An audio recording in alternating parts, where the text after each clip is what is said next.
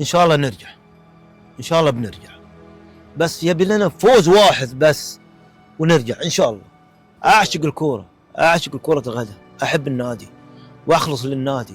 الوضع الحالي الحين في مدخول، في عقودات، في احتراف، ملاعب الحين على مستوى ملاعب نلعب على رمل احنا اول، بس نلعب بروح قتاليه لما نلعب. الحين ما نفكر في الفلوس اول ولا نفكر في اي شيء، احنا نفكر نحرق الملعب.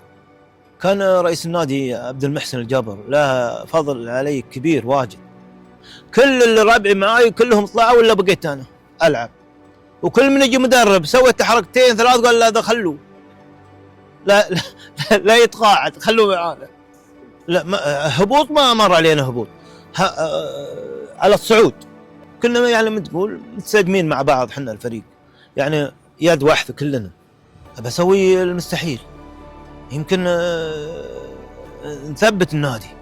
انا ما اقدر اتفرج على المباراه، انا اروح ادور بالسياره لين تخلص المباراه واعود البيت، يقولون لي النتيجه كام، ما اقدر، اعصابي حتى اذا جيت الملعب هنا اللي في قدامي كذا شوت وما اقدر احضر المباراه.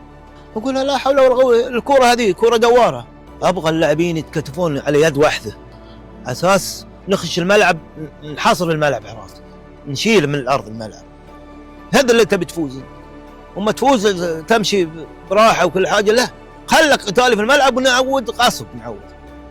مشكوره اداره النادي على هالمقابله الحلوه والتكريم الطيب، ونتمنى ان الفريق يرجع على وضعه الطبيعي ان شاء الله.